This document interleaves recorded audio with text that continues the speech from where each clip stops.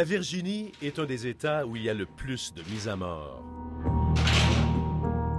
1387 condamnés y ont subi la peine capitale.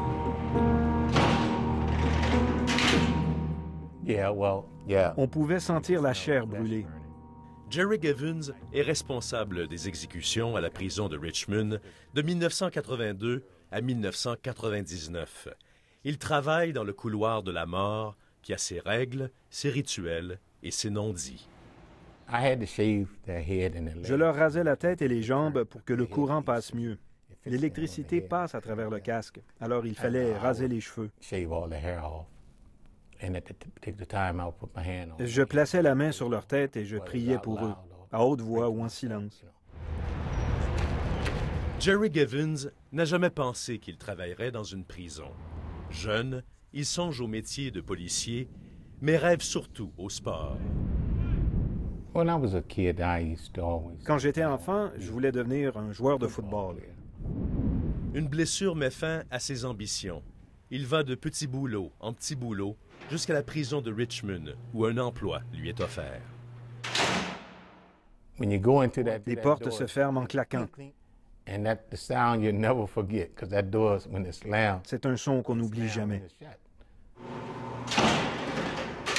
Givens se bâtit une réputation de dur à cuire à l'intérieur des murs. Son patron lui propose de devenir bourreau. Après réflexion, il accepte. Il se souvient encore de la première fois. J'étais nerveux. C'était notre première exécution en 20 ans. Il y avait beaucoup de gens, il y en avait partout. Le 10 août 1982, à 1h le matin, un condamné pour meurtre, Frank Coppola, donne le feu vert à Givens. On lui a demandé s'il souhaitait faire une dernière déclaration. Il a levé les pouces et dit « Allons-y ». Il active 3000 volts sur la chaise électrique. When you've got that finger on that green button during 30, 40, 45 seconds, what do you think about? Je ne pense à rien. C'est juste la machine qui marche. Elle fait son boulot.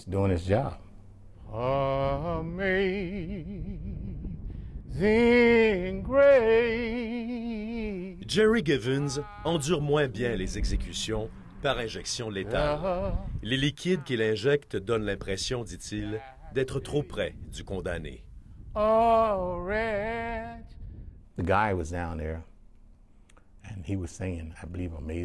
Le gars chantait Amazing Grace. Il a presque eu le temps de terminer la chanson avant que l'injection arrive à le tuer. And how many people that you, during all those years that you killed? 62. Un total de 62. I once was lost, but now I'm found. And I had to convince myself that that guy was guilty. Je devais me convaincre que le gars était coupable, sans l'ombre d'un doute. He had to be guilty. Il le fallait pour satisfaire ma conscience. Un jour, un des condamnés à mort de Jerry Givens est innocenté. Il commence alors à douter. Le juge et le jury condamnent le prisonnier. Moi, j'exécute la sentence. S'il est innocent, c'est leur erreur, mais c'est moi qui le tue.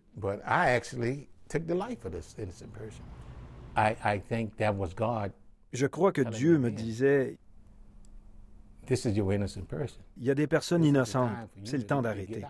Il cachera durant 20 ans à sa femme et à ses enfants son métier de bourreau. Au moment où il est prêt à quitter son travail en prison, il sera condamné à 50 pénitenciers pour une fraude, dit-il, qu'il n'a pas commise. Il refusera de témoigner à son procès pour éviter de dévoiler son travail. Ils offraient de réduire ma peine à 6 mois sans détention si je plaidais coupable. Pas question. Je sais que je n'étais pas coupable.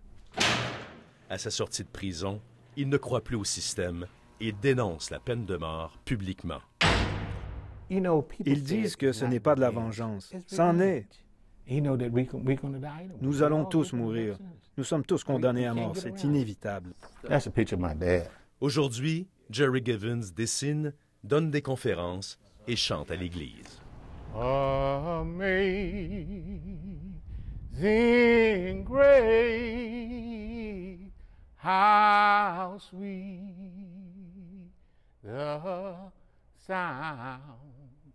So you're in peace. Oh, yeah. Oh I'm oui, always- je l'ai toujours été. A wretch like me, I once was lost, but now I'm found.